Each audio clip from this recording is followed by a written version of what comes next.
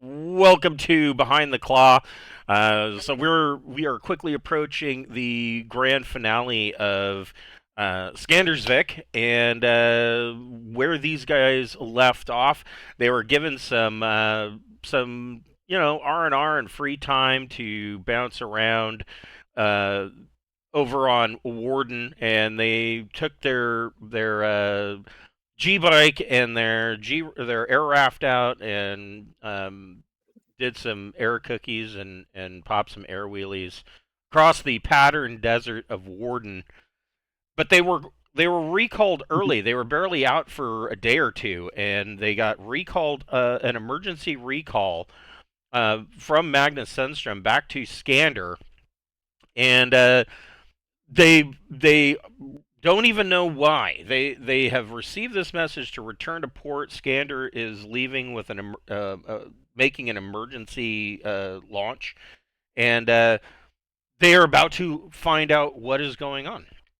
So you guys get back aboard, and you barely have stowed the air raft and the G bike in the cargo hold when you can feel the sudden lurch and you can hear the docking clamps disconnecting and as Skander gets underway. And you make your way up to the bridge and the whole ship as you make your way to the bridge, the crew of the entire ship are kind of a buzz. Nobody is really aware of what's none of the crew really knows what's going on. And so you guys kind of having a little bit more of a foot in the door with Magnus. You guys go to the bridge, and as you walk in, Magnus is already on the comms. It's kind of um, a part, not really a party call, but on one set of comms, you can hear the pilot being granted emergency launch window, and the flight control is clearing the pattern so that Skander can make its way out. And on the other comm, you can hear that Magnus is talking with Auric Vindel, who, if you remember, last session, Auric Vindel was he is the Confederation agent. He is the Sword World's representative on Warden, and he set up that big meet and greet for you guys with all of the hors d'oeuvres and wine, and that you attended that little soiree. And Auric, you can as you step onto the bridge, um, you can hear Magnus say to Auric that uh, he says, "Well, I hope that we can get there in time, and I hope that the damage is not too bad." And Auric says, "Oh, thank you, my friend. Thank you for checking this out." He says, I had some specific cargo that was being transferred aboard that ship, and I even though Iron is a Sword World's held planet as part of the Metal World, I would really prefer that you go and collect it because it could be considered sensitive if a passing Imperial ship picks up the distress call and just happens to decide to be, you know, helpful neighbors, so to speak. He says it would be better off if that information just didn't get into their hands. And Magnus says that is understood. Thank you for the heads up, and we will make best speed to Iron. And he kind of puts the he doesn't disconnect the call. He kind of mutes the mic and welcomes you guys aboard the bridge. And he tells you, he says, we've just received word that the subsidized liner Glisten Advantage has gone down on Iron. And we don't know what the current situation is, only that she is presently grounded, and we are we are going to make all possible haste to effect a rescue. Do you What do we guys? know about Iron? Oh, sorry. What you know about iron? It orbits an F0 yellow-white star, along with three other terrestrial planets, four gas giants, and a planetoid belt. It has the world itself has a very thin atmosphere, tainted by toxic gases resulting in from extensive volcanism. Although it does, scientists say that this is gradually dissipating. Um, Lack of much in any way of a protective atmosphere means that the oceans, which cover 90% of the surface of the planet, are constantly in a state of evaporation. This results in an unpleasantly warm, almost breathable steam bath across the entire world. It is a it is one of the metal worlds, and those worlds being iron, bronze, mithril, and steel.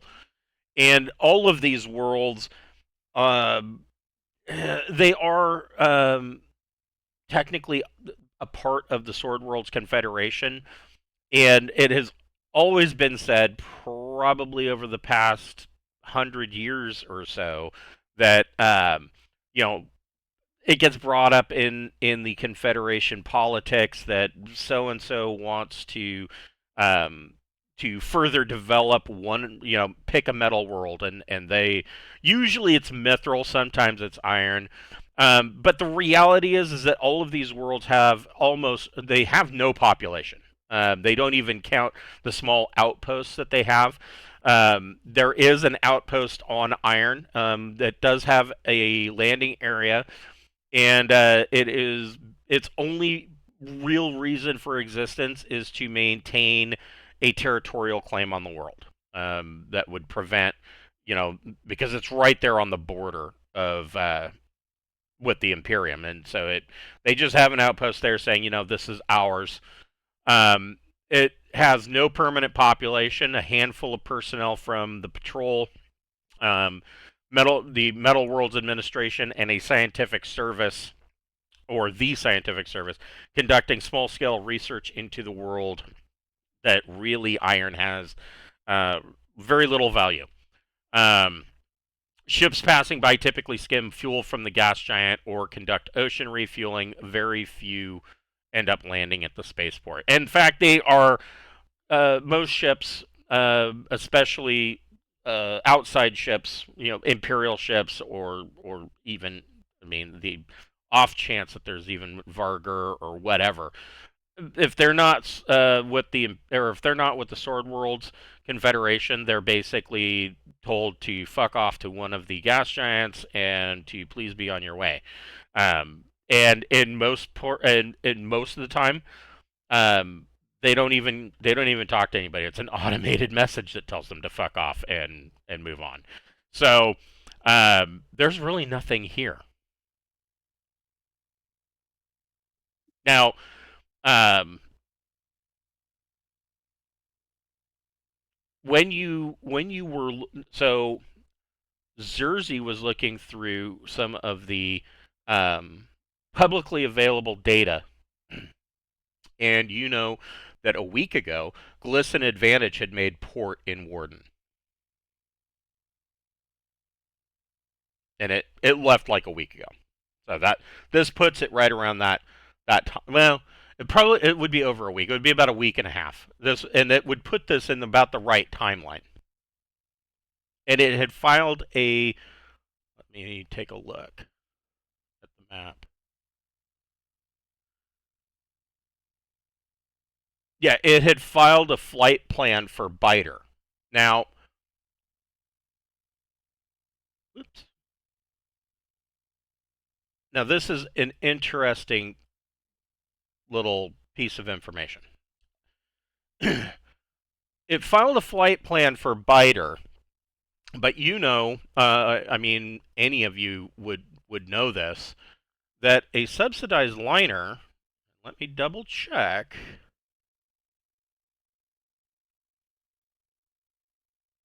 Yeah, I was right. A subsidized liner is J3, and Biter's only 2 jumps away from Warden. It's only 2 parsecs away. So you're not sure why it would have stopped at Iron, which is only 1 parsec away.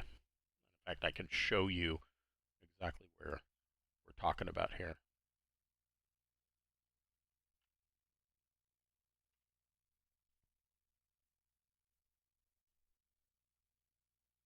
I mean, with J3, it could have gone as far as staying if it wanted to. It didn't need to stop, but for whatever reason, it it bounced from Warden to Iron, and then ran into problems and went down on the main world. Does it Do have any? we? Go ahead.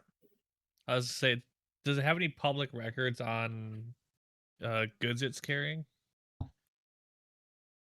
Not really. So it is a subsidized liner. So it is a passenger vessel. It only has 60 tons worth of cargo. And most of that's going to be carrying a VIP or something that the VIP is carrying. That's the valuable thing. right, which wouldn't be listed on a manifest. Right. Could be a spy. Could be an intel. There's also all the reports of pirate activity in that area we've been picking up on too. Yeah, you've been told that everything from Zybon to Smaug, there's been heavy pirate activity. That is also true. Yeah, that's right. But again, like you said, could have jumped all the way to Biter, stopped in Iron. I mean, for all we know, these pirates are privateers. I mean, maybe he was delivering. I don't know. Perhaps we're doing too much conjecture. Yeah, I mean, let's. Do we have any idea where the ship crashed? If it did crash, if it's floating? It is down on the ground on Iron. Yeah. Okay, so let's let's get prepping, I guess. Yes. Yeah, I mean, you're a week out. A week. Like I said, I don't know. Did you have any other questions for Magnus concerning this? This side venture. So your next jump was supposed to be from Warden to Biter. Biter being the end of the line. The cruise coming to an end, and so I mean, this. You're not sure what's going on. And really, it doesn't sound... So, Magnus's take on this is that it's, so Glisten Advantage is technically registered out of the Imperium, but being down on a Sword World's planet and being down in your neck of the woods... Of course, Magnus sees this as not only a requirement of that he feels very personally about to his honor to answer a ship in distress, but politically stating, it can't look bad that Skander would be willing to assist a ship, even one from the Imperium that was having problems. Wouldn't it be wise if it's an Imperium ship for us to contact the Imperium? If you want to be like political about it, we could be like, "Hey, one of your ships has crash landed on a Sword World planet." So if you bring that up to him, his response to that is he says, "But we were asked directly to go and investigate and do a search and rescue for Glisten Advantage by the Confederation representative on Warden, Auric Vindel."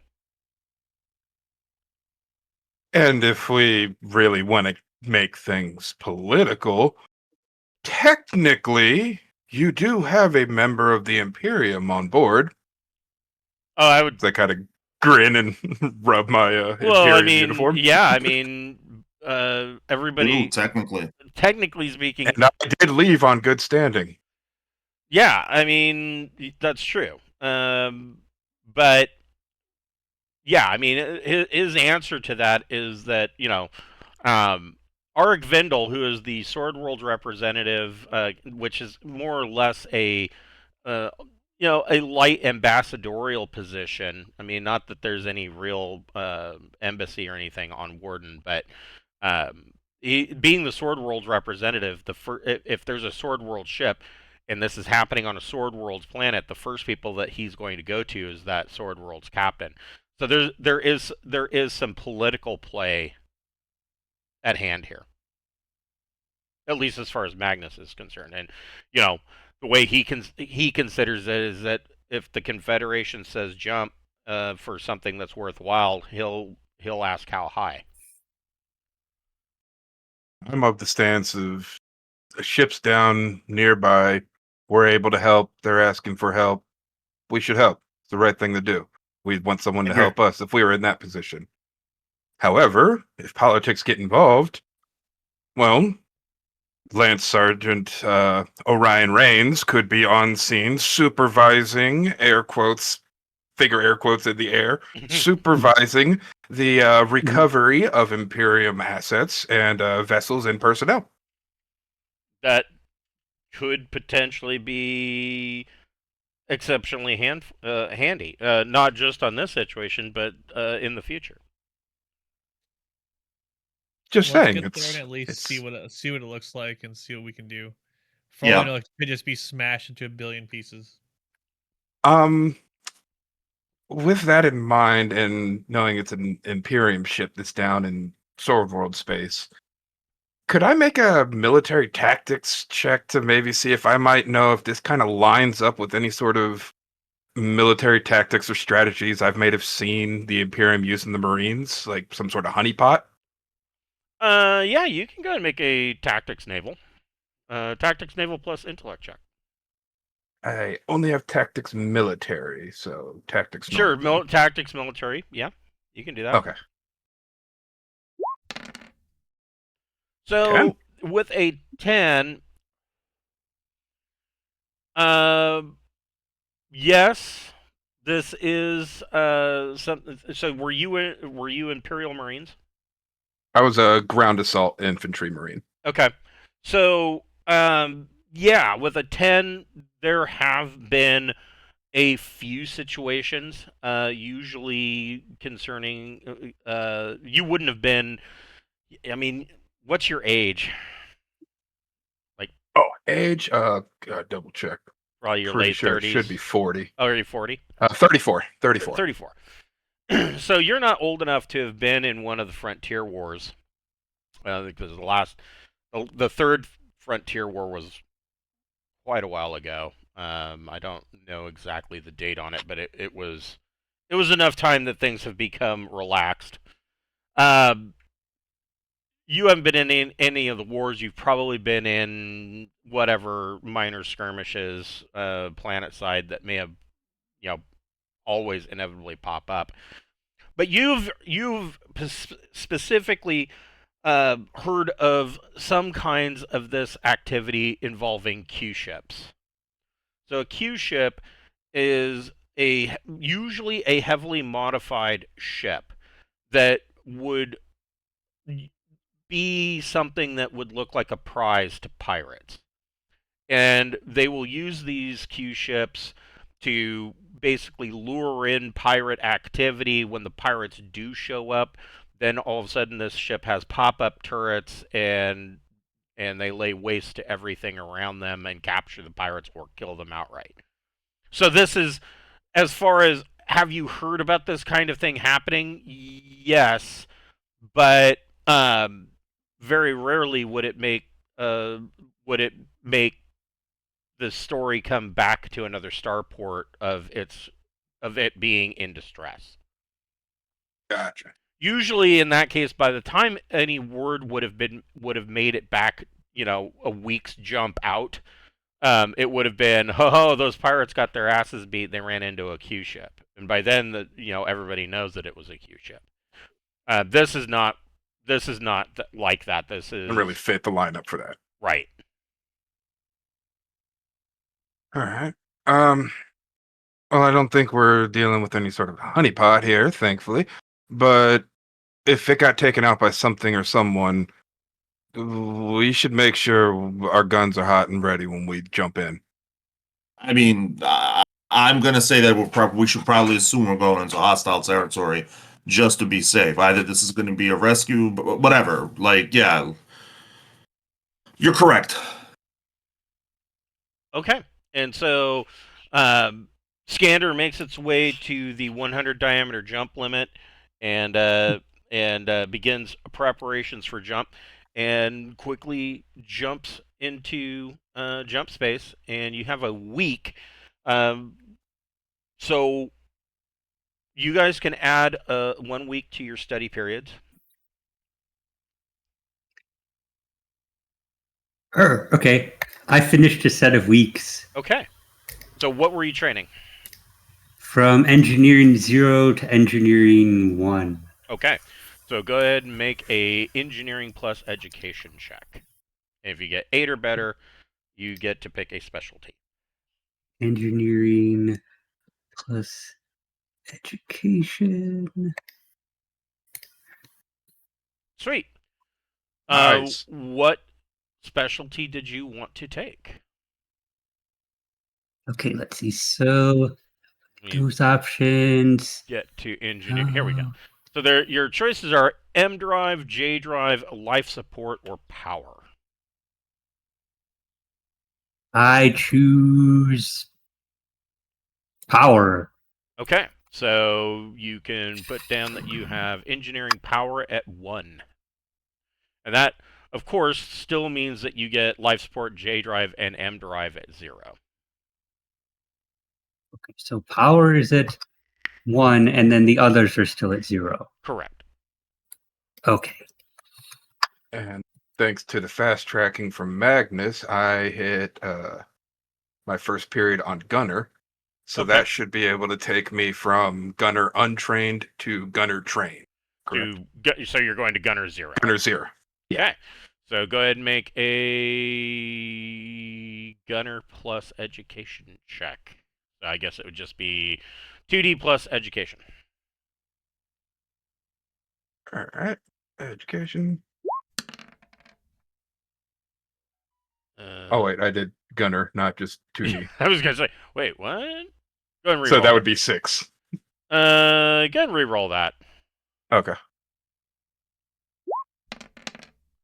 Still a 6. Okay. 6. So you fail your exam, but that doesn't mean anything. Just means that you have to study for another 8 weeks to take that again. However, what I do recommend is using and these are available on ship. Let me take a look at see what this is.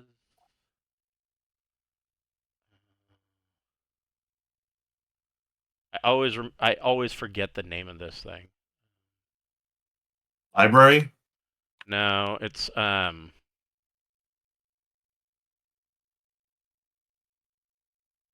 in the Oh, electronic. I think there was like a trainer chip or something like that. I think I saw. Yeah, there's this like a skill trainer and I think it gives you a +1 to your rolls. But I thought maybe it cut time in half too. I have to look into one of those next time we stop somewhere. Well, it's available on ship. Well, that would have only made it a 7. Is it personal trainer? Maybe.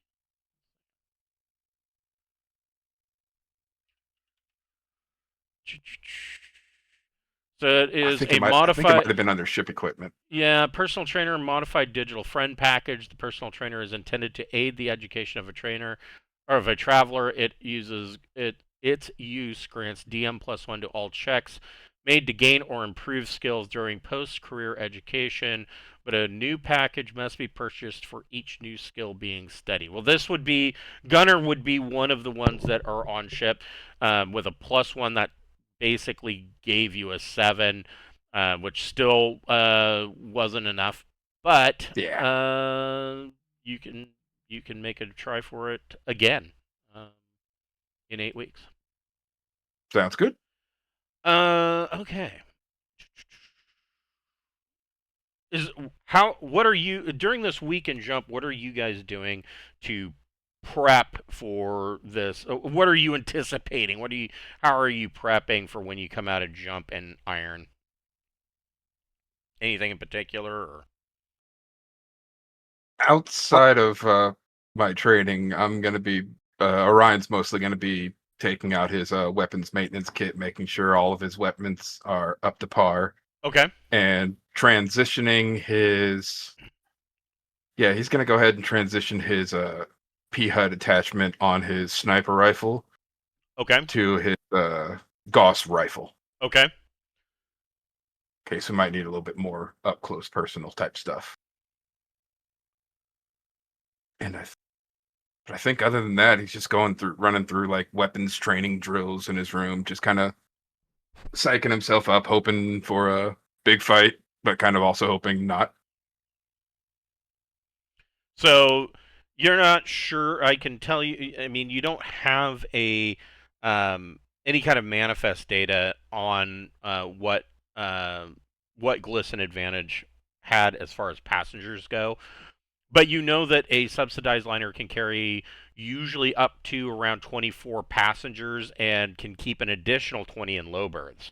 So you're anywhere from 24 to 44 passengers plus the crew. It for a standard crew, it has captain, 2 pilots, astrogator, 3 engineers, maintenance, medic, and 10 stewards and an officer. So, I mean, you could be looking at upwards of 60 people that might be injured or in need of medical assistance, things like that. Yeah, be relying on the people for that. I will be providing fire support. If them hostages look dangerous, I'm shooting them.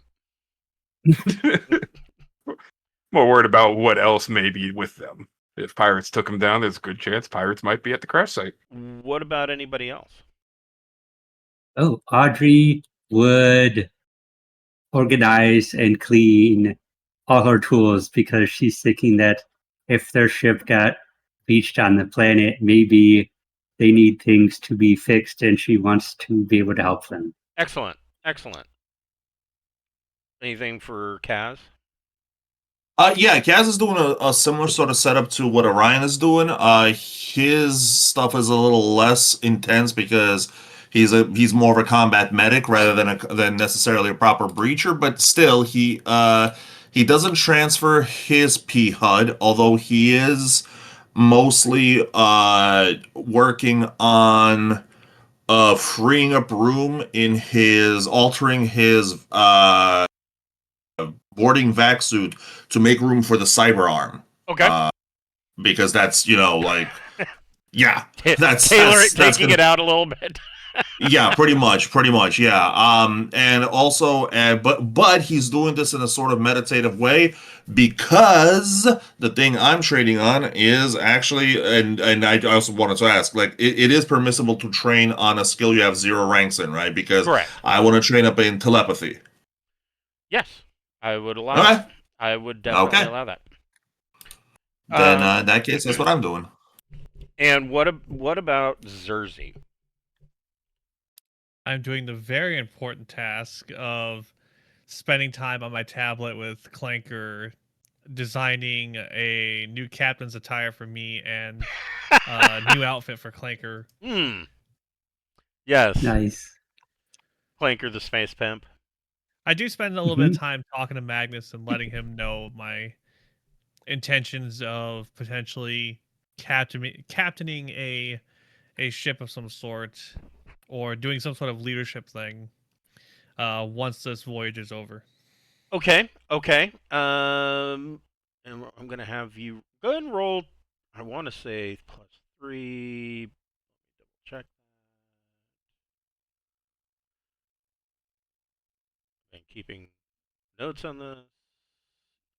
Yeah, go ahead and roll 2d +3.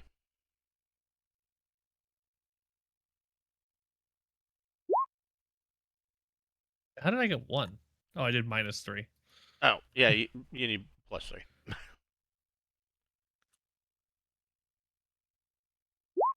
That's better. So yeah, So Magnus, during the week, you know, he he seems to this entire week he's prepping the ship for taking on additional um, uh, people, victims of this crash, and so he doesn't have a whole lot of time to really entertain this kind of conversation. But he tells you, he keeps it, you know, of course, short. But he tells you, he says that you and the other travelers that have signed on, that you have all performed admirably aboard his ship. You've been excellent crew members. He even says that he is growing to like the newest member, Orion, that you brought back with you um, from previous mission, and he tells you that he would be happy um, to give you a letter of recommendation. Whether you are um, taking over a subsidized ship for a company, or if you are, getting a mortgage loan to purchase your own vessel, he would be happy to write you a recommendation. I would appreciate that. So, the week kind of tensely uh, meanders itself out, and you hear the alarms, or not really alarms, but you hear the lighting change that signify, or see the lighting change, and you can hear the small bell chime that signifies that the Skander is going to be coming out of jump, and there's that slight wave of nausea that hits you as you disengage from jump space and re-enter normal space, and you are in the iron system.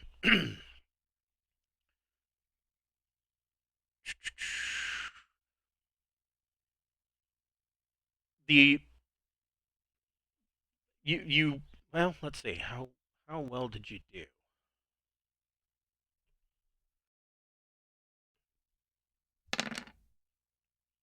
Eh. So you're pretty much on target for iron. You're about 100 diameters out. You're at the jump limit. That's where you came in. It's probably going to be, let's see, what is the Skander? I want to say it's thrust 4, but I might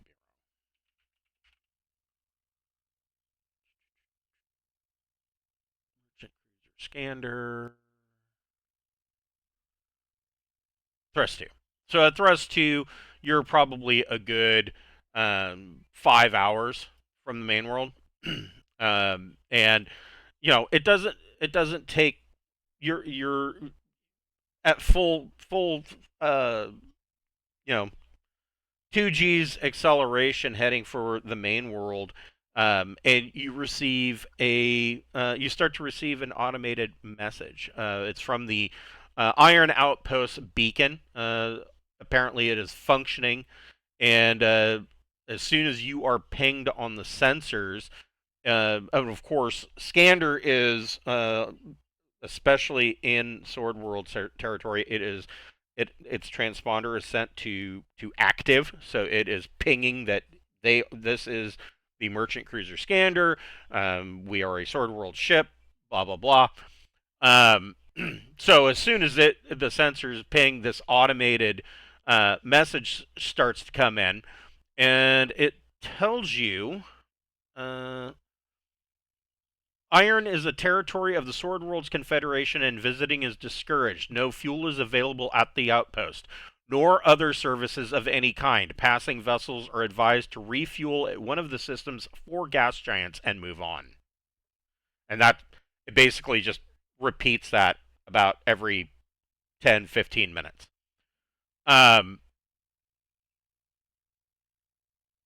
You guys are on the bridge when you receive this. What would you like to do? This is an automated message, so you haven't talked to anybody from the outpost. When we get closer, I want to do a scan. Okay, go ahead and make a electronic sensors plus your choice, intellect or education.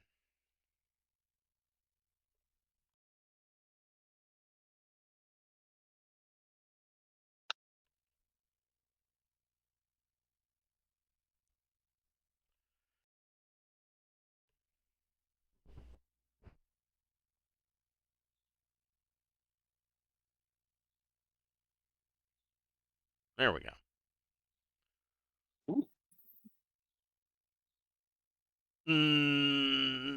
No, not computer. It'd be electronic sensors. I don't have that. I just did the -3 along with all the bonuses for electronic computers. Well, it would just be electronics 0 plus intellect or education, because you have all of the electronics package. Everything else is at 0. So let's see, you would have gotten an 8. What's your intellect or education? +1. Okay, so 9. So yes, you. What are you scanning for? What are you looking for in particular? I am looking for the ship that is allegedly crash landed. Is it the planet mostly covered by ocean? 90% is covered by evaporating seas. Yes. So they probably landed in the ocean.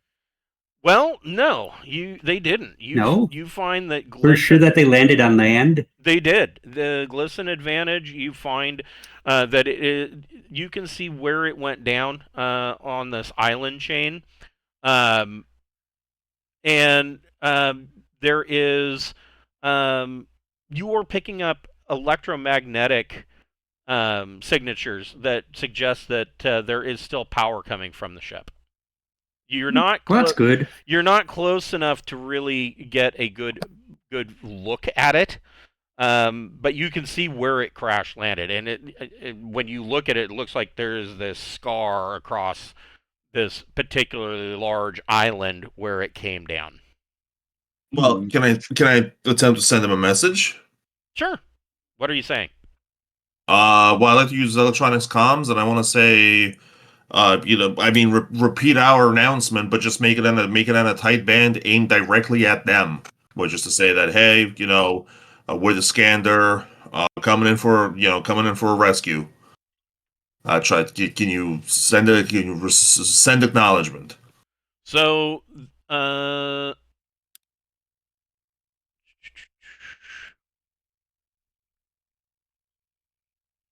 and you got a 12.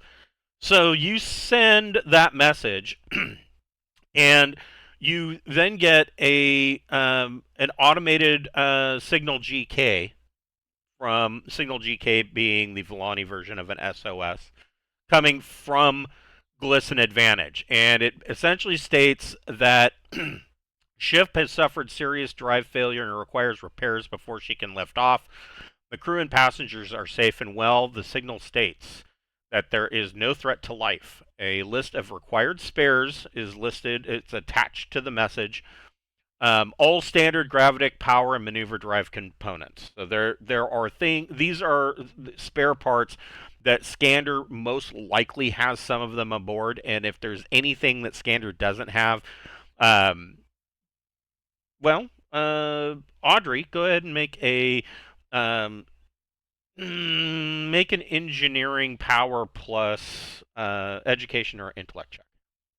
Okay. Skills, engineer, power. Nice.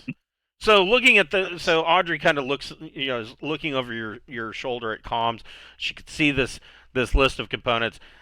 Like I said, there is most of this stuff are spare parts that Skander would already have in her stores.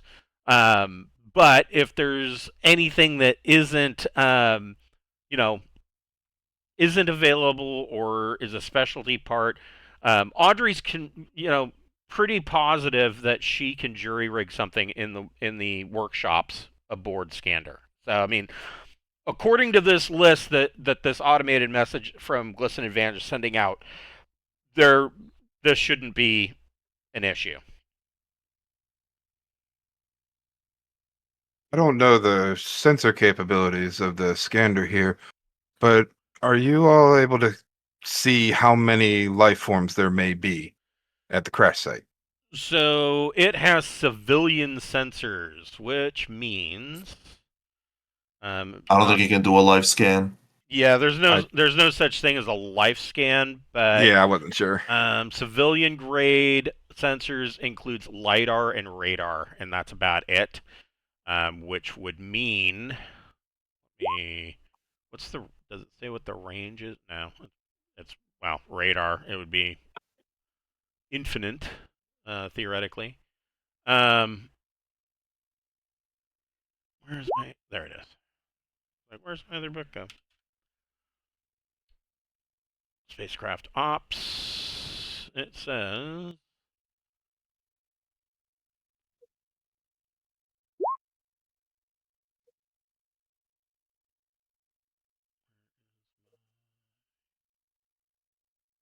There we go.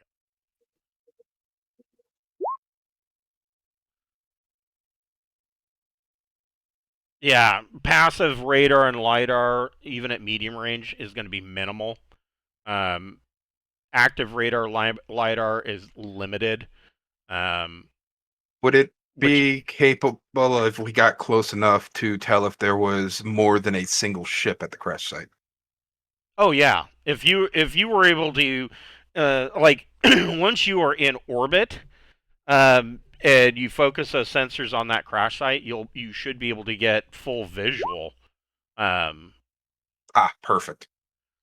But I mean, this is going to be at least medium range, being. I do have rank 1 electronic sensors, if that helps. So medium range is out to 10,000 clicks. So I mean, limited visual, limited thermal, limited electromagnetic. You can tell that it's there, and you can see that there is obviously a heat signature. So you can tell that the obvious thought is one or two things: either it's on fire, or the reactor's active, or I guess the third option would be both. And then active radar, lidar, limited information. You can see that there's a crash site there, but beyond that, you know where it is. Gotcha.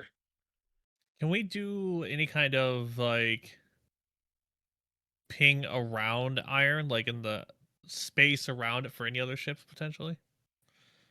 Is that a thing? Yeah, you can. I mean, yeah, you could make another electronic sensors plus intellect or education, or whoever wants.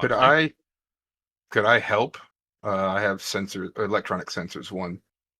Yeah, how about you can roll it, right? Yeah, you would be the better choice. Yay! I'll stand behind you, and I'll just like look over your shoulder and be like, engage. Yeah. Never done this on a non-Imperium ship. Does You the learn planet have something a new every day. moon? So you don't pick up any other vessels around you, but you do pick up the signs of some wreckage, and it is out around about halfway between the 100 diameter jump limit and iron, which you're currently burning hard for. So something happened. There is obvious signs of wreckage floating about. Looks like it looks like hull plating and maybe some components. Damaged components. Looks like debris cloud. Probably whatever hit them. Probably do a quick scan on the way through. Yeah, I mean, if you want to take a closer look, you can make another sensors check. You probably want to do that as you get closer to it. Is Yeah, anybody? would I be able to take my time and increase the time frame to Yes, you could. lower the DC? Yes, you could. So the one thing that I would think would be a bit concerning. At no point, either from the outpost or from Glisten Advantage, have you talked to an actual human being. Yeah, And that's what's got Orion on edge. He when hasn't heard a single person. when we get into orbit, I can scan the ship for life signs. One moment. So Orion, go ahead and make that check and add a +2 to it for taking your time. All right. Where that? I think I can just do it here. Yeah, there. Modify. Duh. I forgot how to use Roll20 there for a second. Having a senior moment. That happens to me every once in a while. So you got a 10? Yeah, that 10. Okay. So, yeah, it's not a large debris field. It looks like there was, with a 10, you can see that there were it is hull plating. There is, what appears to be some component damage. At this point, who knows what these components are unless you were to grab them and manhandle them yourself and look them over, and you might then be able to determine where they go or what they were supposed to function as. But what you are picking up is that there are definite signs of scorching. This looks like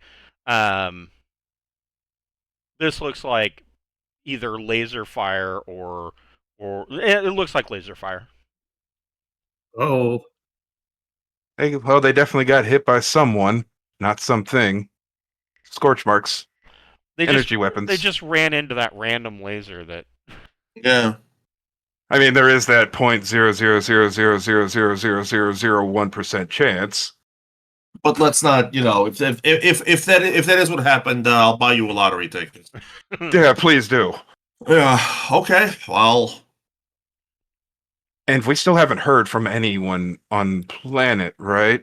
You guys have only heard automated recordings. Yep. the automated recordings.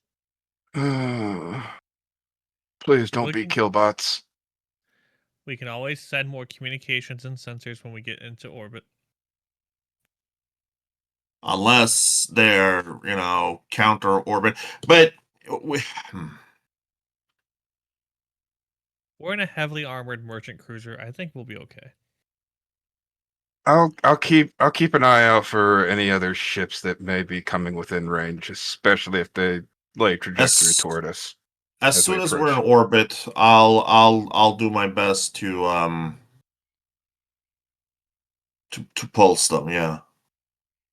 Okay, so you kind of everybody's on the edge of their seat as Skander makes her way and gets closer, and she does at the halfway point does a flip and burn, and within another couple of hours you are resting into an orbit, a geosynchronous orbit over Iron, and your comms come alive. There is you basically can hear this message coming through. Your message was received. Are you receiving us? We have damage to our communications system. Is this an actual living human or? Yes. I am the first officer of Glisten Advantage, and as our automated distress beacon stated, the ship is suffered some serious drive failure issues. We do require some repairs before she can lift off, but we are fully confident that she is space-worthy. So far, the crew and passengers is all safe. The captain was injured in the crash, but our pilot did an excellent job of bringing the ship down. Um, we have he says, did you receive the list of required spare parts that we'll need? We did. Confirmed. And he says mostly the passengers are you know, scared and nervous. We've been here for a little over just about 2 weeks, and so you know, rations being what they are, we're going to be running out soon. So you can probably expect to have some hungry passengers when you come down. At that, Magnus turns to the pilot and tells him to begin making preparations for orbital insertion and to land near the crash site. How do you guys feel about that? 1 sec. I want to repeat my pulse. Okay, looks like yeah. Oh well, no, actually, wait. That's the second time it's a success. Yeah, all right, because it's not a snake eyes. Yeah, I detect life signs. Yeah, you detect. Yeah, you detect multiple life signs in that area. So the life detection has a range of like 5,000 kilometers, which is It's 5,000. I did the thing where if you double and then double again, you can move up to range band. So yeah. I'm actually a continental. Yeah. So yeah, you pick up everything. There are you are able to determine, of course, with life detection, what is intelligent and what is, you know, animal or even insectoid or what have you. You do detect that there are about you detect that there's about 50 people in the vicinity of the crash. Looks like to you, what you're sensing is that they are kind of huddled together in a central section of the hull. You also detect that not far away from where this thing crashed is the outpost. And you can detect that there are probably a good 5 or 6 life signs in the outpost. Now, the fact that they didn't talk to you in person is not really that unusual for one of the outposts on the Metal World. These outposts are well known for just flipping the middle finger to any passing ship. They're like, we don't have anything that you want. Get the hell out of here. Leave us alone. A lot of the people that are stationed at these outposts, it's like a long, year to 2 years at this outpost, and there's really nothing to do. So, I mean, all of these worlds are not entirely inviting. This one, Iron, of course, has, a mildly toxic atmosphere, thin atmosphere, and so it's not like they're going to be going out on long walks unless they're wearing a vac suit. So, not getting a response from them doesn't really mean a whole lot from the outpost. But the not getting a response initially from the ship, he's claiming, of course, that they're having communications issues. I'm gonna ping him. I'm gonna open the comms channel again and say, by the way, what exactly? Like, I mean, we're preparing for descent. What the hell actually happened? Can we get a status report on that? He says, we're unsure. Computers are down, so we're not able to access our diagnostics, but there was some kind of explosion in the drive bay. Just an explosion in the drive bay. Okay. You didn't. He says, I'm going to be real honest. Our assumption is that it was just poor maintenance. So you didn't hit anything. It's just poor maintenance, and you went down. Okay, that's yeah, that's space for you. Okay, I kill the communicate. I cut off the channel and say, okay, well, let's just assume hostiles. I'm waiting to see if my That agent is texts suspicious. anything. I will tell Magnus to hold off because they did mess up. They said they were there for 2 weeks, and we were told they were only there for a week. Well, Right? plus a weekend jump. It took us a week to get Okay. out there. So that does line up. And 50 people lines up with about the size of the crew. It does, but I'm very suspicious about the oh yeah, and then our shit just exploded. Like, I don't I'm buy it. waiting. I want my agent to do a good scan first. Okay. Well, sure. So you're having your agent. What? Yeah, I wrote in the chat. I have my agent 2, I believe. Agent 2 or So 3. your agent is computer software. It can do computers and it can do comms. They can't do sensors? A computer will act as a communications device. It's not radar and lidar. I guess I'll do one now. And like I said in my chat, I put in my wafer for electronic sensors 1. Okay. Go ahead and make a electronic sensors plus intellectual education. So just it says computer 1, but just trust me, bro.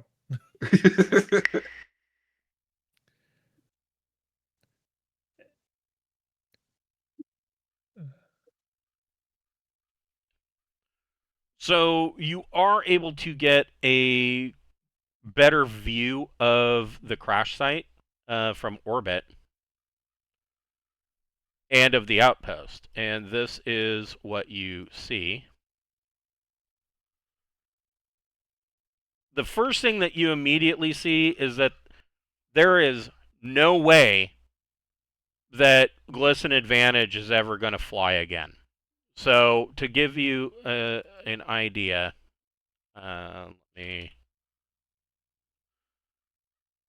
So this is a subsidized liner. At the bottom, you can see what the ship looks like. That round disc section has been completely mangled and disjointed from this neck connecting piece. The rest of the ship is warped and bent and mostly exposed to the atmosphere. It is no longer space-worthy. There are a couple of sections that just visually you can look at the wreckage and you can see that they're probably still sealed, and those sections are where Casimir could see that there were life signs in there. Yeah, I'm gonna definitely tell Magnus, be like, don't go in, don't leave orbit yet. This thing isn't gonna fly. They're full of shit. The outpost has a section of rock that has basically been flattened right here, basically flattened out with what looks probably like either a fusion gun or a plasma gun. They just fired it at the ground and flattened the rock out for a landing site. The beacon is active. The landing site is maybe good for up to 200 tons. Maybe. I mean, there's plenty of other places. Big old wide open planet, so you can land wherever you want. But this is the official, in air quotes, Class E landing site. And there are two buildings. There is the main administration building, and then there is a additional building that probably is a bunkhouse of some kind. They're not very big, and it does seem that there is some fueling apparatus for ships that land here. Your guess visually, knowing that this is just a Class E starport, it's if that is a refueling setup, it would be unrefined fuel.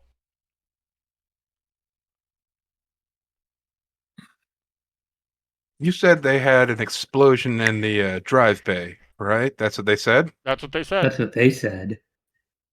That But that doesn't line doesn't up. match They get hit with laser observations. weapons. Yeah. Well, laser weapons can produce an explosion in the They- drive bay. Yeah, I mean, they could produce an Good. explosion in the drive bay, but I- they would I say asked you would someone know shot this. us. They Yeah, would have said Magnus. someone shot us. Magnus, what exactly are you supposed to retrieve from this guy? He said he says that that Arik Vendel, he's not even really sure what it is. Arik Vendel told him that one of the passengers that was aboard Glisten Advantage is an intelligence operative for the Sword Worlds Confederation and is carrying some particularly valuable data. Do you need the guy or do you just need the data? Well, preferably both, because this guy was a passenger aboard Glisten Advantage. Yeah.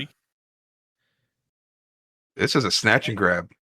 Why don't we just go find Kurt Avas and see if this makes sense? Because Kurt Avas is a Swordwell intelligence officer. True. Yeah, you can go. You've got.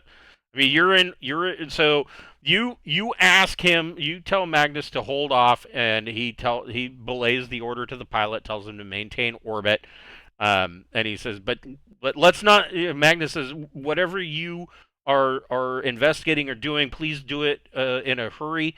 We've got people that are in a situation down there that may need medical assistance and of course food and other sundries. We need to get them,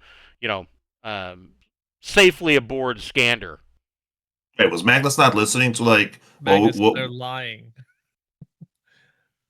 Yeah. Well, We still need to get you're down seeing there that at some there's point. 50 people in the hull of the ship. That matches with crew plus passengers for Glisten Advantage. I'm sure So our mechanic. even if this is an ambush of some kind, it doesn't negate the fact that there are these passengers. Magnus will freely agree with you that this doesn't match up with the data that you have collected so far, and his thought is those passengers are now hostages. Okay, Yep. then my suggestion is does the ship have a towing thing? And can we just drop an asteroid on it would be a meteor. Can we drop a meteor on the outpost and then just come in and mop up what's left? That's a little excessive. If you were to do a murder, if you were to do an artillery diplomatic strike incident. Yeah, if you were to do an artillery strike on the, that's not going to be a self-contained detonation. That meteor is going to blow up this entire map. Let me just say, okay. someone who's lived through an artillery strike, that's going to have severe repercussions. Right? I mean, I've never participated or done one. I was entirely space side, so I thought we could do precision munitions. No, does it? Okay. Forgetting that we are on a merchant cruiser that has guns. Yes, it has exactly. quite. We can lower down, keep the guns active in case anyone gets stupid, and we can then go through and we can question everyone. We can get the ones that are wounded aid, and we can interrogate everyone else before they get on the Skander. There's a saboteur down there. Yeah, Skander doesn't just have guns. She's got 2 small missile bays, 4 particle barbettes, 20 dual turrets with pulse lasers, and 12 triple turrets with 2 beam lasers and a sandcaster each. This is a typical, in air quotes, merchant cruiser for the Sword Worlds. That's okay. They go everywhere. They like their guns. Yes. Yeah, that's a lot more. Yeah, I thought we had maybe 1 or 2 turrets. Never mind. No, she's practically those missiles. These missiles, they can do a precision strike from orbit. Yes. Okay. All right. They could if you want. If somebody had the artillery skill, you could do a small bay planet-side strike. Well, I don't, but my sniper rifle scope does work as a target painting laser as well. I was gonna. On my Can sniper we? That would rifle. give a +1, yeah. Can So we? we could keep Skander up here in orbit. We could take the air raft down, check it out ourselves first. I could keep the sniper rifle out with me. If we need to call in a precision strike or a show of force, we can do that without having the Skander herself at risk. Once we Can give the we- all clear, we can bring it in. Can we establish a firing solution? I think they're called like pre-write the artillery, because I have gunner at 0 for like everything else, everything that's not a Right. turret, and I think so do you, right? So with the two of us, can we work out a preloaded program that is just things like take the time to like work out the firing solution before we go down? Yeah, you could do that. Hold on. Let me take a look at the small missile bay. That way we'd have artillery support if needed, Yes, and we wouldn't be yeah, putting okay. the Skander in direct danger. So yeah, this has Yep. 2 small bays. They fire 12 missiles at a time. Each one. Oh yeah, that's a great show of force. Yeah, and so a standard, these are probably, I think they're probably just standard missiles. Let me look at this again. It says she's got 288 missiles. I'm going to say they're standard. They're probably not even advanced, but they are, of course, smart. There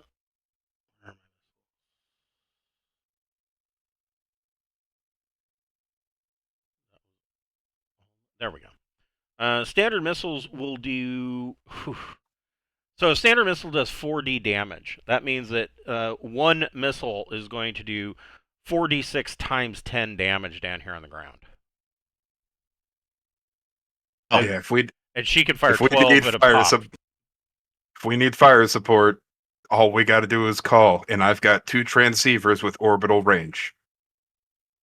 Okay, that does make me feel a lot better. That is a lot more precise than dropping an asteroid on him. That it is. A little bit more, a little bit cleaner.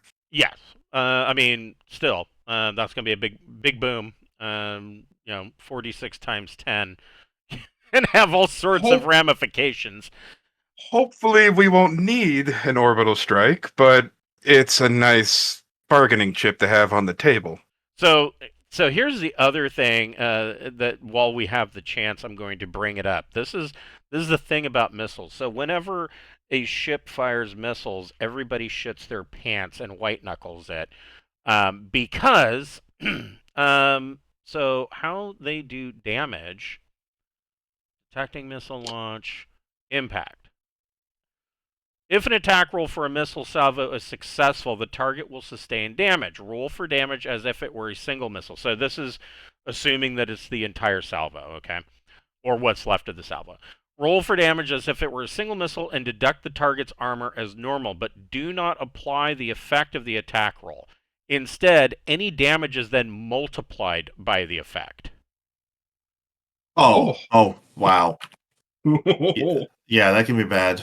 But the effect cannot be higher than the number of remaining missiles in the salvo. So let's say that you fire 12 missiles at a ship, and they detect the missiles, and they use either point defense or beam lasers or pulse lasers and shoot down, say, 5 out of the 12. So you got, 7 missiles left.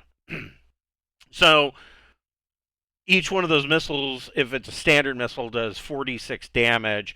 You roll the 4d6, deduct the armor from your ship when they hit, and then multiply by the effect of the actual 2-hit roll. So if they got like a 13 on the attack, then that would be a +5 to damage. And so you would take whatever the 4d6 rolled after deducting armor and multiply it by 5 for the damage. This is why people shit their pants when missile salvos are coming in. Oh, well, yeah, that's a lot of damage potentially. It's a lot of damage, yeah. And it only gets worse if you start looking at some of the other types of missiles. nuclear Those being could one be of them. nukes. Yeah, Yeah. if they're nukes, then now you got a problem with radiation damage, and the ship's hull, I believe, can only stop like up to 500 rads, and anything over that is going to be leaching in. I mean, yeah, there's problems.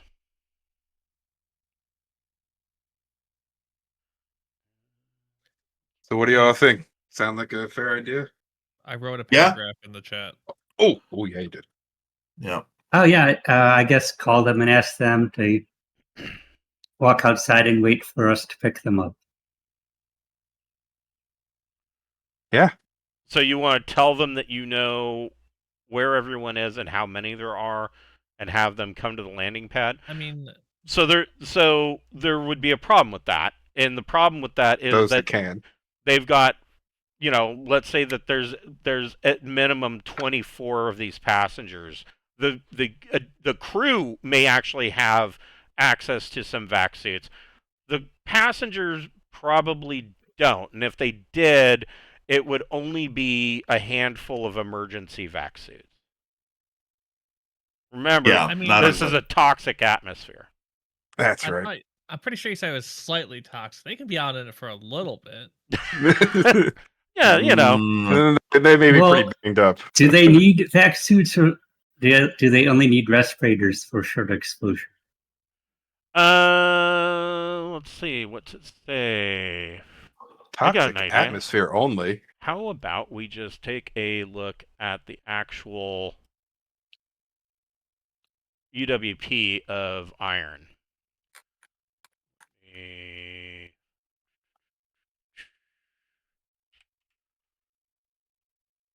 All right. It says, tell me about iron. So it has a Class E starport, 529. About 80, or it's about 8,000 kilometers roughly in diameter, with a surface gravity of 0.45.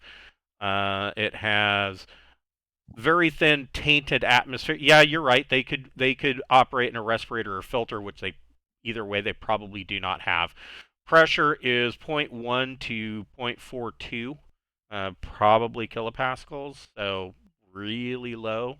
yeah. 529 hydrographics, 86 to 95% water, almost entirely water, and because of the thin atmosphere, those seas are constantly evaporating, leaving the entire planet in a misty haze. Zero population, zero government, and zero law level, and tech level 0. So, All right. yeah, So sounds like a great place to go on vacation. Okay, so if they can't come out, we'll have to go get them. we're then I gonna have guess to bring this. We're gonna have to bring the Skander down at some point. The No, we have only to. take the aircraft can We only have two take so many people. pinnacles. We have We pinnacles. can take more than one. We have You have we two can do shuttles. multiple trips with shuttles. Yeah. Doesn't have to be all at once. Yeah, and the shuttles. Yeah, we can make runs. Let's see. We're not in a huge hurry. Yeah, you have two Tajel class shuttles. With each has 60 tons of cargo that you could fill with passengers. I would imagine that the two of these could easily fill their cargo hold with the entire group that's stuck down there. Yeah. Yeah, that sounds good. Let's All right. let's go down in one. Keep the other up here. We check it out, make sure it's clear, and start loading up the wounded. Once this one's filled up, ready to launch, bring the other one down. Don't keep them both on planet at the same time. Nope. Yep. Nope. And these Hopefully- shuttles also have a single pulse laser turret as well. So they are armed. Even better. Well, I'm not fine leaving behind the wounded. They may have nothing to do with this, but there's a saboteur in there. I mean, Not everyone can be the trusted. You person know who what? told us One said Well, that- when you say you're fine leaving these people there, you don't know that how do you know that the passengers have lied to you? Only said one that of them the- is we know is a liar. The other 49 could be innocent. the person one in the comments is saying that a small parts list is gonna fix this ship. Yeah. Yeah. But you haven't talked to the other 49 passengers, so you wouldn't. Yeah, so- how would you be okay leaving them? This might just be a I hostage mean- situation. There might be only a handful of If we think it's a hostage bad situation, actors. let's treat it like it. Let's fucking call their bluff. We have the advantage. Well, that's why we have the artillery strike. We can go down on the shuttle, let them know we're taking out the wounded, the injured first. We do not trust people here because things are not lining up with the facts. We know we've already been lied to, and that everybody will be interrogated before they leave this planet, or they might never leave this planet. Yeah. Honesty is the way to safety and survival here. That's their only chance. And if anyone wants to do something nasty, well, we can send down a single missile just a little ways away, so it won't hurt anybody here, and let them know we're ready to bring down a strike if need be. That'll inspire a lot of honesty very quickly. That's true. Okay, so you guys are piling into one of the shuttles, and I guess that means that Kaz needs to make a piloting small craft plus dex check. We are going to send a message first, though, I assume. Yeah. What message are you sending? What Orion said. Okay. So You know you're up to something. So you're telling them at a time. Yeah. Fuck around and find out. Okay. So Smoothest fucking flood of your lives. yeah. So nice. you launch out of Skander and jet planet side, and you break through the atmo. And we will do this with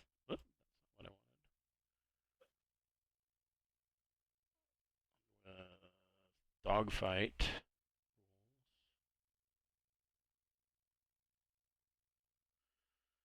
But I need to put you guys up on the board.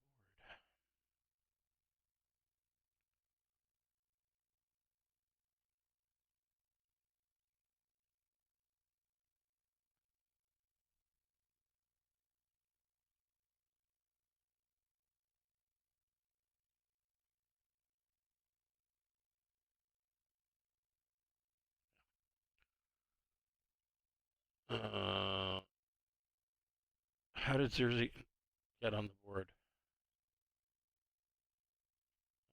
What's that? How did you get on the board? Where? On the turn order? Oh, I'm Seeing not it. on it on my screen. Probably Yeah, from a you're different seeing map. it probably from a previous. No, it just popped up. It was blank, and and then it just popped up. I'm like, how'd you do that? Weird.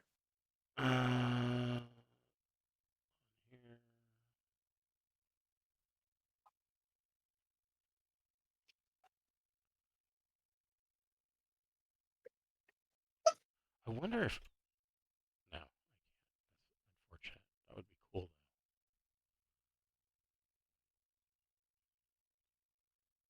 I was looking to see if I could just right click on the name in the list and add them to gigantic.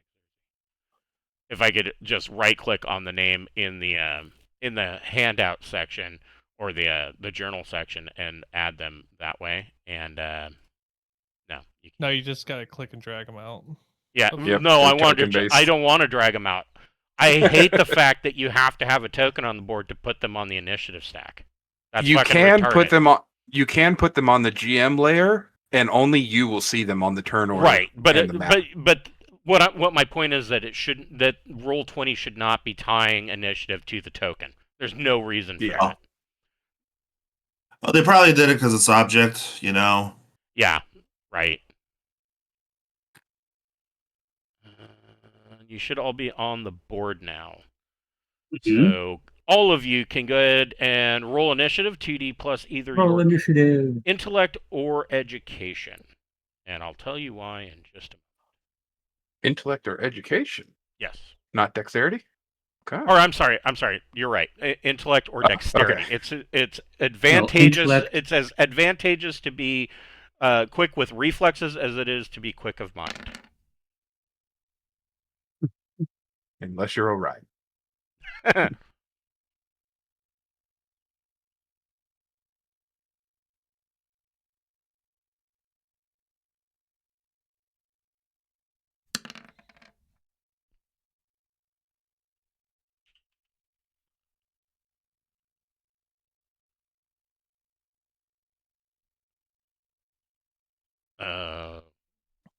What did Casimir get? 8. 8. No, I didn't. No, sorry, 7. The hell? There we go. Okay. So, Audrey, Mhm. you can make a recon plus intellect check.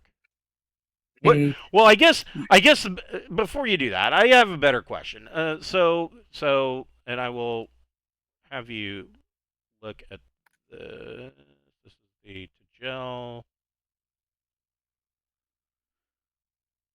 and of course we've got pretty much standard. What we know that Casimir's piloting.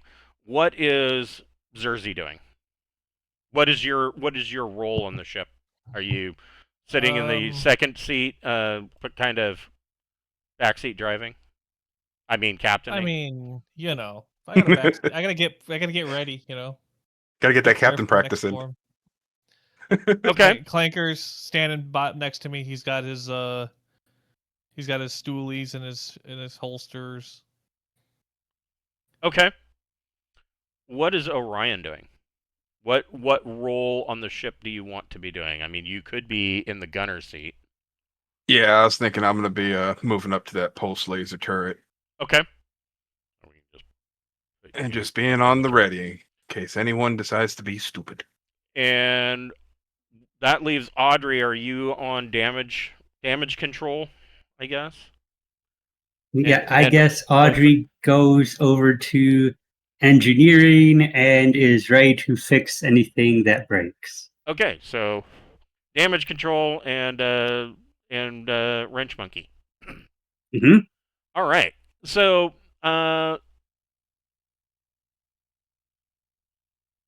Audrey, you can make a recon plus intellect check. Okay. Intellect. Notices nothing. Wow. Yeah, you are paying attention to. Too busy looking at the readouts on the Yes, you are watching the engineering systems. damage control board. Clanker. What do you want to have Clanker doing? What's his position? He could be operating sensors. He could be whatever you want him to do. Give me 2 seconds. I will have Clanker. He'll be ready to help out Audrey with anything mechanical. Okay. What is Zerzy doing in his captaining seat? Are you operating sensors? What are you doing? Sure. I'll do sensors. Okay, go ahead and make a electronic sensors plus intellect or education check. 13. Ooh. Woo. Okay. Wow. You see something on sensors quite suddenly.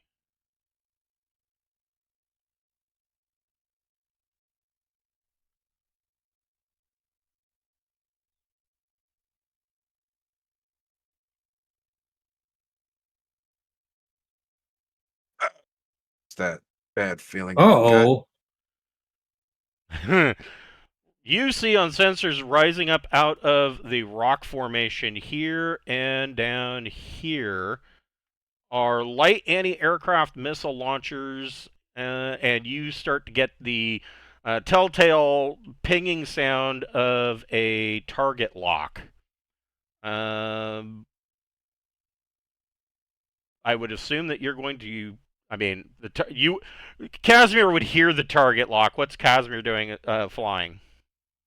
Well, I mean, I believe there's a shake the target maneuver. I believe So- there might be. I think so. Good Let's check. question. So we're going to be using dogfight rules.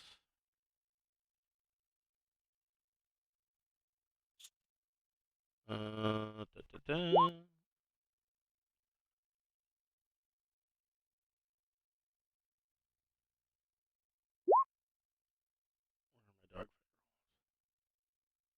Yes, evasive action. Yes. This is covered on page 171. Yep. Which says. So each What does that point say? of unspent. So how fast are you going? So the Tagel has,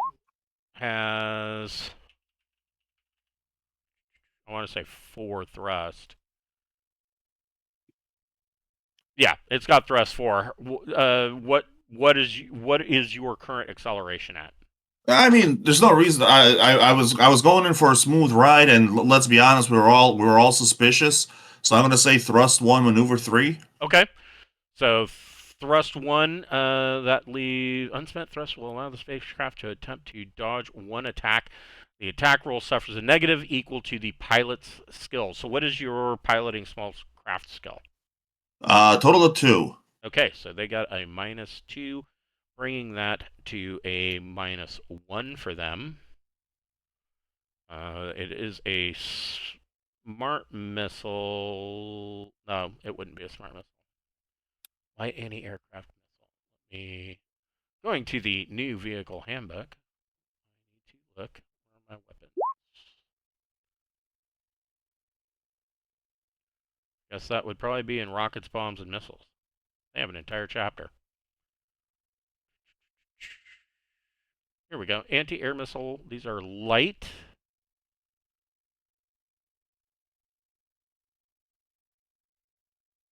Are they smart? Standard weapon carried in bays or hanging from hardpoints. Any air missile sees widespread use. Yes. Light anti-air missile is also found on ground vehicles. Long-range version of the missile is designed to engage target. I don't think they're smart. It doesn't say that. And it doesn't have anything for traits. I guess he's at a -1. All right, here we go. 7. The first one, you see a missile go flying past you as Casimir kind of does a roll. The second missile also misses. Casimir kind of ducks out of the way, and it just goes right under the port side of the fuselage, narrowly missing you guys. Orion, what are you doing? Okay. Oh, Ryan's just immediately yelling out, hearing that come by. Fucking Q ship. And Or it's a reverse Q ship. yeah, reverse Q ship. Nice touch. Xerxes, think you could target one of those missile turrets with the Skanders? And I'm going to call that out to Xerxes as I'm going to start trying to light up the first turret I can get a line on with the pulse turret. Sure. You can pick probably this one would be the top one would be the most obvious initial strike. You can go ahead and make a gunner turret plus dexterity, and there might be some fire control here. Let me take a look. Indeed, there is. Fire control 1, you get a +1 to that for the targeting system on the shuttle. All right, wonderful. That'll help with my -3 from not being trained yet. Well, you're a 0 though. No, I was untrained. I was training to become trained and get 0. Oh, so this will have a okay. -3. I see. Okay. So -2 from whatchamacallit. Or no, there we go. From the fire control system. That's gonna miss. Oof. Yes. So your pulse laser, you guys can hear the chunk as this pulse laser peppers this rock with blast, but he hits all around it. He was like Lana Kane from Archer. I wasn't shooting at you, baby. Yeah. I was shooting around you. Audrey, you can hear the pulse laser active, and the ship kind of ducked and dodged as you're in engineering. What is Audrey doing? Are you just waiting for one of these missiles to hit, or are you doing something else? No, that would be bad. We would all die. Well, I guess Audrey. I said she went to engineering, so and okay, Audrey wants to do. So these are not anti-ship missiles. These are anti-aircraft missiles. So they're only going to do half damage. But even so, That's still But a lot of potential damage to a shuttle. Yes, yeah. The shuttle. I don't think the shuttle has a whole lot. Nope. Yeah, it's Casimir did call out that you could message the Skander. Yeah, you could message Skander and say, "Hey, light him up." I was screaming very loud. I'm going to have Audrey do overload drive to give us more thrust. Okay. Okay. Right. Go ahead and make a electronics power. Well, I guess that would be that would be an electronics maneuver drive. Yeah, engineering maneuver drive plus intellect or education. Okay, just regular engineering then. You succeed. So the maneuver drive engines are redlined, and it bumps you up to thrust. It's now got available to Casimir thrust 5 for the next round. Good. What's Clanker doing?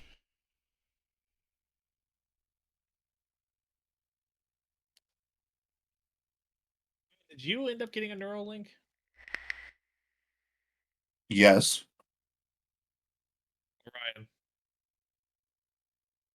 Ryan did not.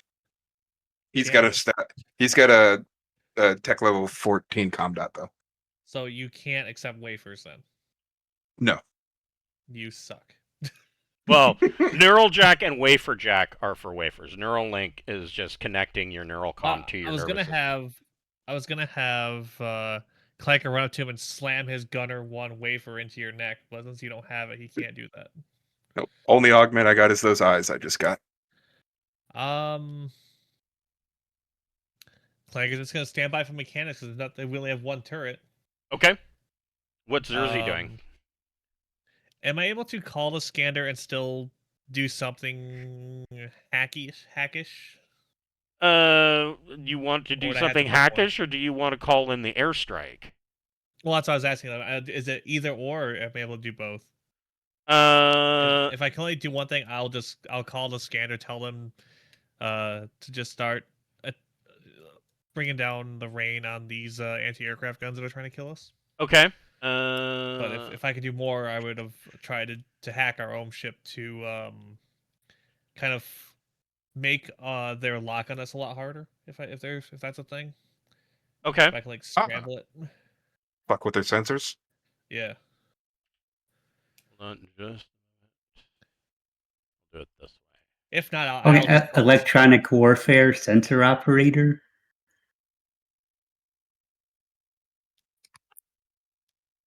Put Skander on the map just so that I can give it an initiative. Yeah.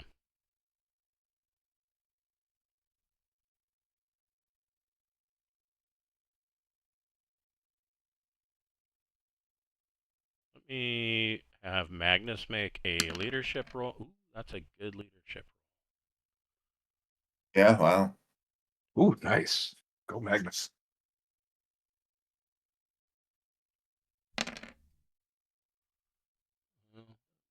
Wasn't excellent, but that will work.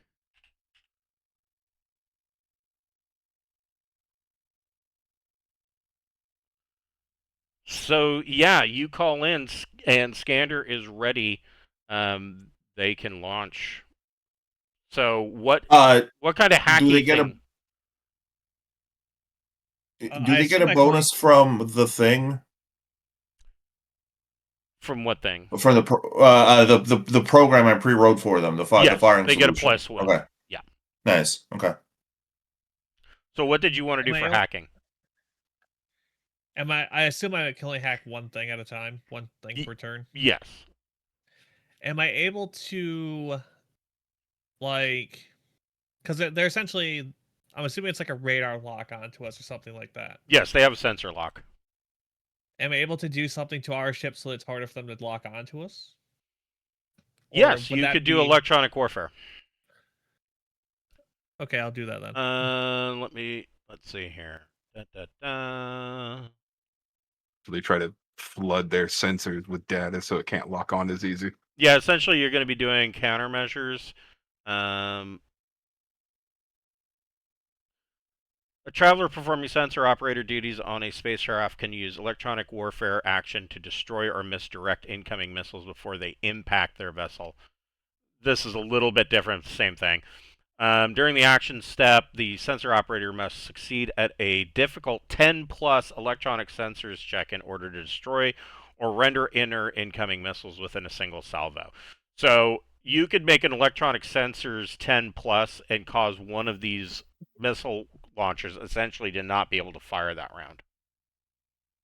Ooh, nice.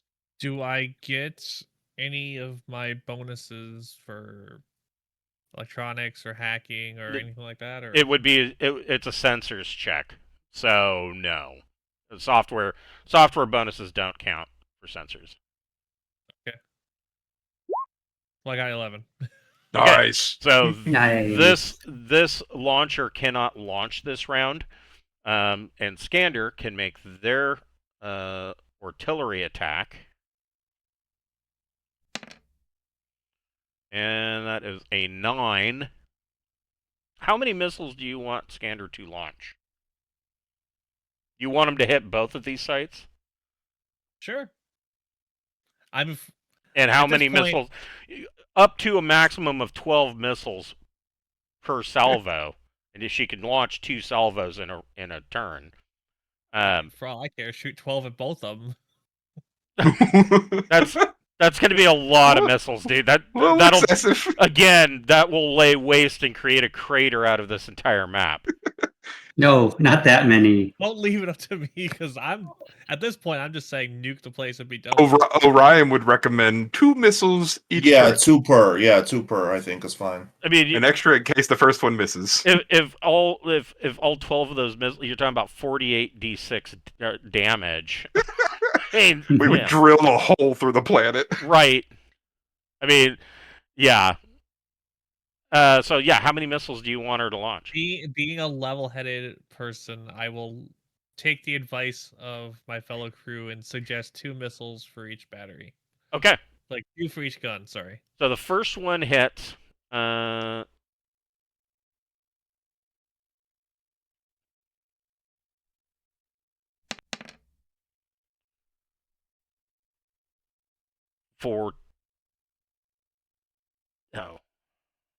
For 100 points of damage.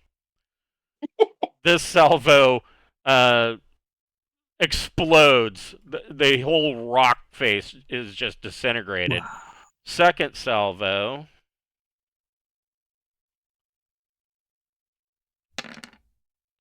Ooh. Oh yeah. So, Yeah.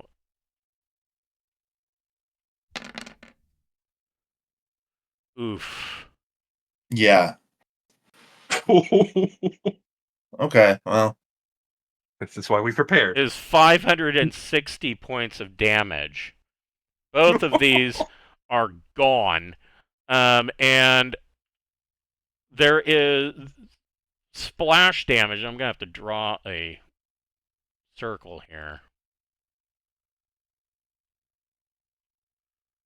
Use good old-fashioned red.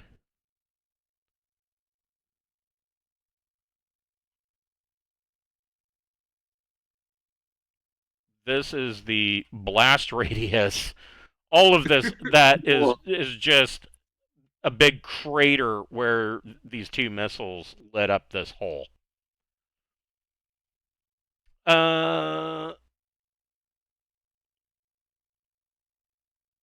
Casimir, make a recon plus intellect check. I can do that. Honk. Well, Yep, you that's got it. me. You got it. So off in the distance, you see a ship take off from cover on one of these islands. Like it was hidden in like a seaside cave. Um, and you can see that it is a um, just eyeballing it. You are seeing that it is a Suleiman class scout ship. So like a 100-ton scout, Yes. essentially. Yes. Okay. And Uh, she's climbing and starting to kind of veer around, like she's banking to come back towards you guys. What would you like to do? well, okay. So in that case, I'm gonna reduce thrust to 0, everything to maneuverability, and then I'm gonna tell Zerzy, who's right next to me, I say, well, Captain, send a message up to the Skander, coordinates of that ship right there. They got a scout incoming. See if they can just hit it with everything they've got. Okay, so you reduce thrust. Orion, you can make a recon plus intellect check as well. I mean, excuse me. Well, I just announced it to everyone, so Right. Yeah, like, I would. Yeah, he would probably hear it at least over comms. So Orion, you see this the scout ship. I mean, we're in dogfight rules, so it's going to be fairly close range. It would be within range of your pulse laser. Right. Before I fire, would I be able to tell if it looks like it's making a strafing run or if it's coming straight at us? What you see is it is banking. You're looking at the top of it. I guess that would be its dorsal side, and it is banking around to come towards you guys. You can clearly Okay. make out that it has a turret on it. It looks like a double turret, and you can see two barrels Gotcha. sticking out of it. So it is armed. Okay. In that case, since it's not going after the hostages and it's coming after us, I will go ahead and just start trying to light it up. Go ahead and make a gunner turret plus dex, and you get a +1 for fire control. I can't aim or do the minor action aim with a gunner turret, can I? It. I don't think it works that way with ship turrets. I don't see why not. Yeah, I'll let you do it. So Then I am plus most 2. certainly going to try to aim. Yeah. All right. Gunner. Take that extra dex. time to line it up. Yeah, still learning the gunner turret. Nope, that's a 6. So you fire off and lasers go off shooting, just missing it, like just barely sliding over it. And I need. And then I have as I something for miss this. again, I know where it's I'll at. just call down below. If someone's better at shooting this damn thing than I am, please say so. Right. Yes. well, Casimir calls out, "How good are you at piloting one of these things?" I took a basic qualifier. And Fine, let's switch off. Casimir, the other thing that you notice is that on your sensors, this this scout ship is pinging as SJ9801. Oh, that sounds familiar. That sounds real familiar. Was that one of the ships listed as those appearing, disappearing? No, SJ9801, Zerzy has had some contact with them. In fact, he's been aboard their ship. Mm-hmm. Oh, well, again, I informed Zerzy of this, who's sitting right next to me. Audrey, what are you doing this round? Okay, he can. Is there an action for sending more power to our laser gun to make it more powerful?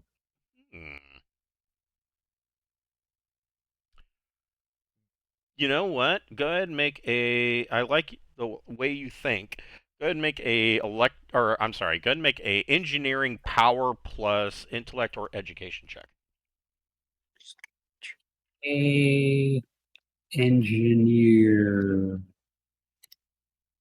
Ah, Oh, try. So it wasn't a terrible try. You kind of mess around with the power, and Orion, you're in your gunner seat in the turret, and you see the power levels kind of dip for a second, and then kind of come back up, like it's on, reserves. Oh, SJ9801.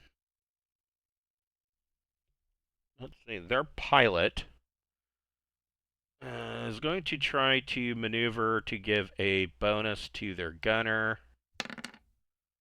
And he succeeds. The gunner will get a +1, and they are going to fire and light you up with 2 pulse lasers, or not pulse lasers, beam lasers. That's a hit. Unless Casimir wants to do another evasive maneuvers. Well, yeah, I am doing evasive maneuvers. Yeah. I'm devoting everything to evasive maneuvers, basically. Okay, so that's -2. That's good for you. 1d +1 +2.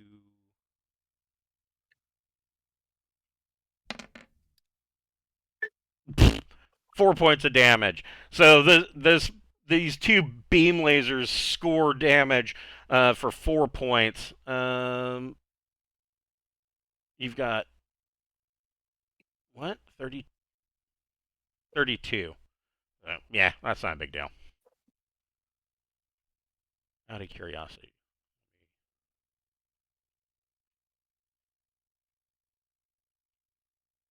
No, I guess that is a critical.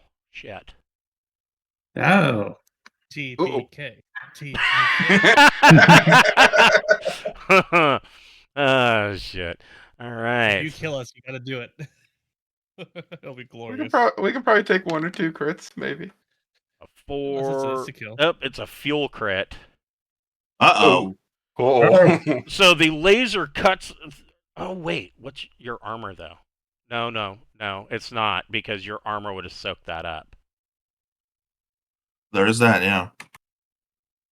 Do have some armor. Yeah, she's got crystal iron armor 4. So no, it would have been a crit. Laser scoring across the side of the ship, but you do spring a leak.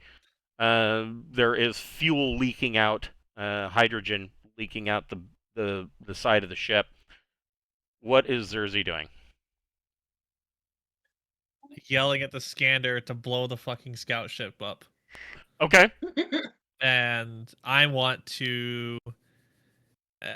I don't want to mess with their sense. I want to physically hack into their computers best if I can. Is that what? 'cause aren't Oh, they you want to releasing hack computers? into SJ8 or 9801? Yes. Okay. Get 'em. They threatened to kill me, so they must die now. Well, None of you understandable. were there, but I tell you, it's the truth. I have video footage. Well, they just shot at all of us, so I don't think anyone's going to argue with you here. I Right. have a warrant to capture or kill them. So What tech level is your computer? 14. So you get a +2 to your hacking attempt. It will There's be a 12, I assume. Yes, it will be a. You will need to get. It is going to be I have a lot of bonuses for formidable hacking. challenge.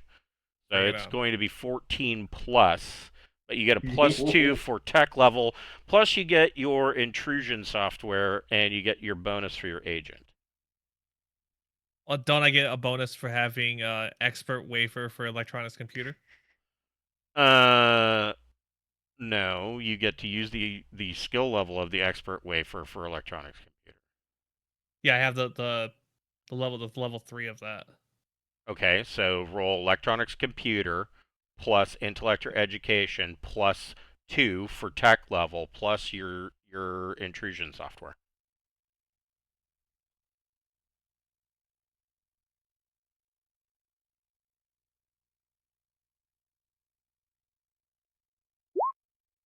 Oh, you run headfirst right into the firewall of their ship.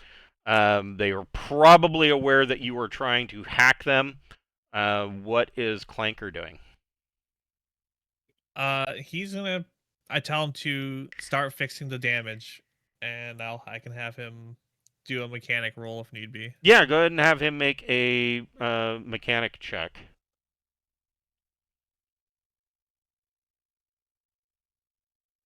He only got a 7 though. Ooh, he's working on it. It is still, you're still losing fuel. Casimir, what are you doing?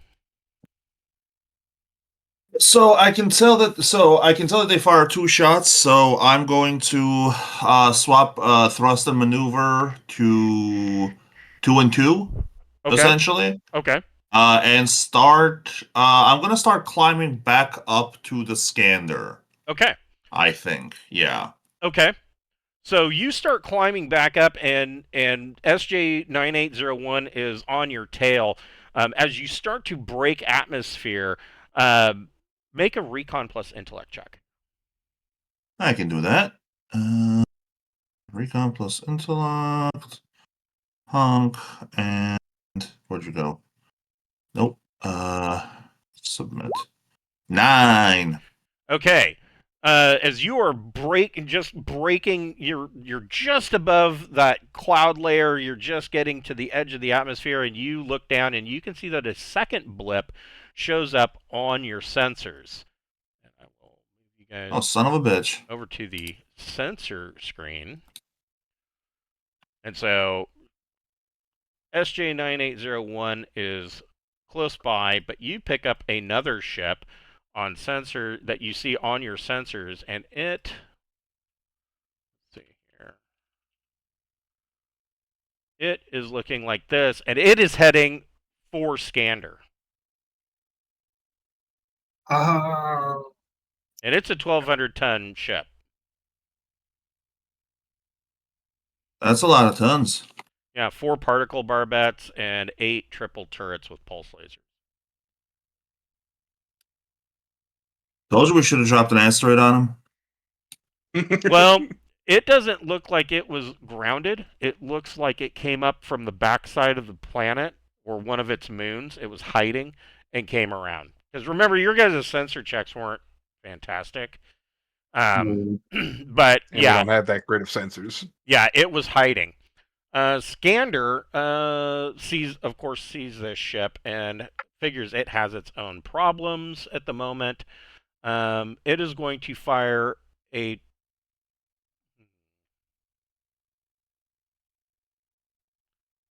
I think Skander might fire everything.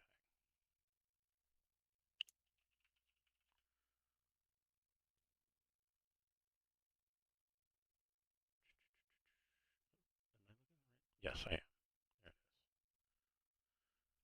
Skander is going to fire 24 missiles at SJ9801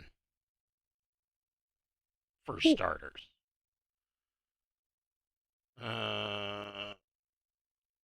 So, with that,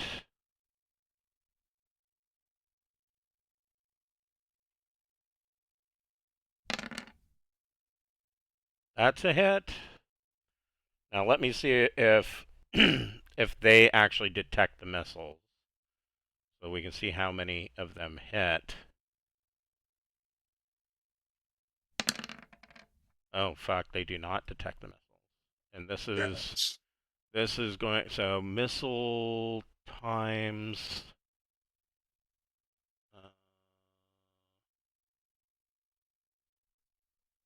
I need my core rulebook.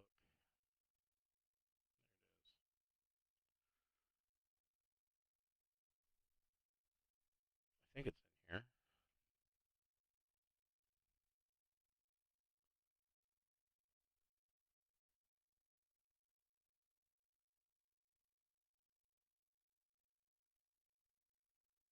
ship movement.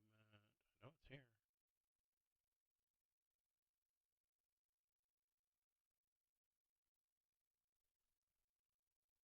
I bet I'm looking in the wrong book.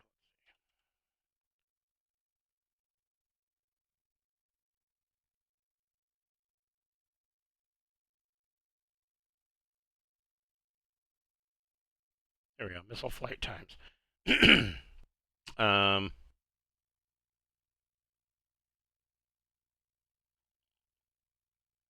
Oh, it's going to be immediate.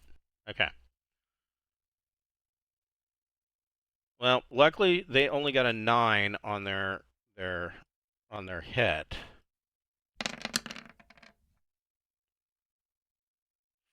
14. That's 14 damage. They have. Do they have armor? They do. They will take 10, bringing their hull down to 40, and that counts as a critical. Or I'm sorry, down to 30. That is a crit. I will allow you guys the benefit of rolling 2d for their critical hit. Who wants to roll 2d? Anybody? I'll take it. Go for it. A 6 is armor. Their armor is reduced by 1 from the explosion from these 24 missiles just racking. Well, that's from 12 missiles racking into them. So their armor goes down to 3. Let's see what the second salvo looks like. It's just an 8. So no multiplying. Minus 3 is 15 or 14. That is another critical. Go ahead and roll another 2d. Someone else take it. I'll do it. 7. That is a hull crit. They suffer. Go ahead and roll another 1d. 2. So another 2 points of damage on top of the 14. Nice.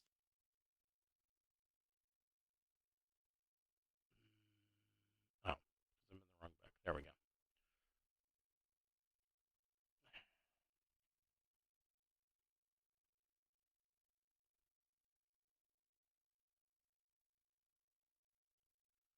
Whew, they are hurting. SJ9801 only has 14 hull points left. You can see smoke coming out off of it as it gets slammed into by these 2 salvos of missiles. Orion, what are you doing? All right. Oh, hold on, just a second. Oh. Also, Skander.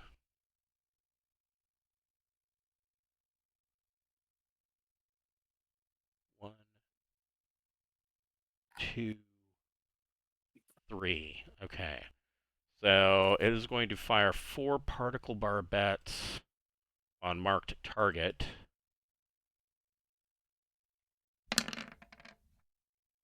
And hit.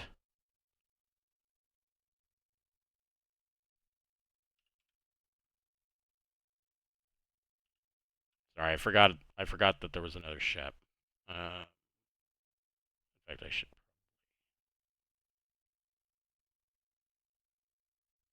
do that.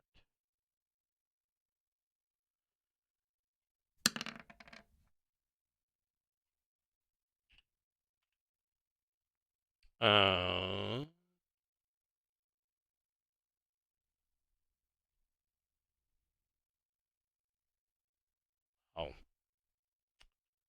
we'll give them a round. So let me. There we go. Weapon screens, particle barbette are 4d damage times, or 4d plus 4 damage.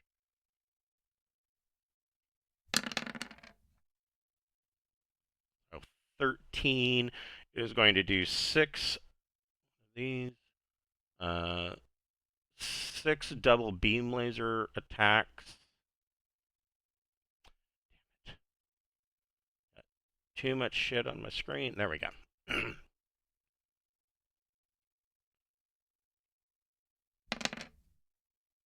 And then it hits. So let's see, that would be... Or no. 1d plus 6. For another 4 points. And last but not least, 10 dual turret pulse lasers.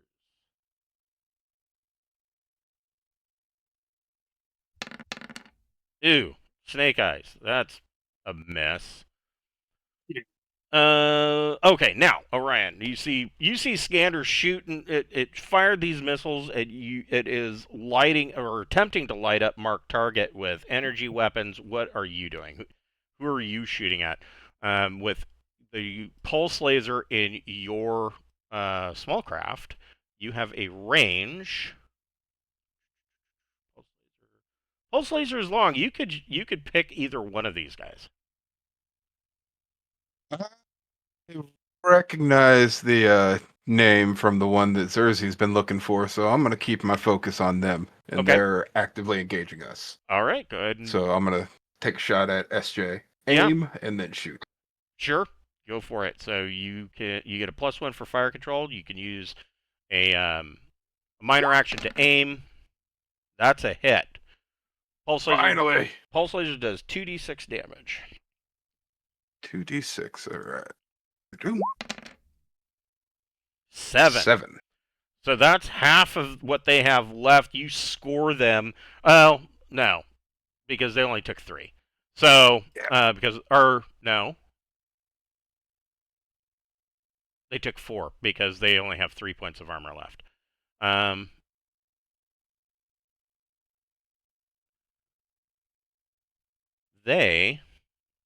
You see them bravely turn and run away at maximum thrust. They are getting out of dodge. This is not going the way that they had planned. And you see them accelerate immediately at thrust 2, running away. I'm going to put... They're rabbiting Casimir. I'll put a little flag on them to show that they're like, we give up, we're running away. Yeah, and then I'll just immediately just slide down the ladder to make the swap with Casimir. Okay, so you're going to take the piloting seat, and Casimir's going to be in the turret next? I do believe so. Yep, that's the plan, because I have turret at 2. Okay. And I have spacecraft pilot 1. Okay, so we will pick this up next week with the second half of this battle between Mark Target and Skander next week at 6 o'clock on Wednesday. Okay. Yep, thank you for running. As Casimir is swapping with Orion, he says, overcomes also, he says, have you heard of something called sinking lifeboats? Well.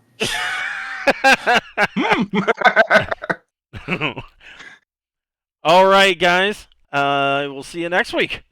Yeah, thank you for running. This is very exciting. Good. Good job, everyone, for not falling into the trap. Yeah, you Well guys, you thought that out and did very well with that. Yeah. Hats off to you. So good stuff. Yeah. I believe you had mentioned at one point, if we're going to be going into combat, make sure that we have a overwhelming superior advantage. Always. I figured orbital strike might be a good superior advantage to have. You can never go wrong with an orbital strike. Yep. Yep. All right. Have a good night, guys. Thanks, everyone.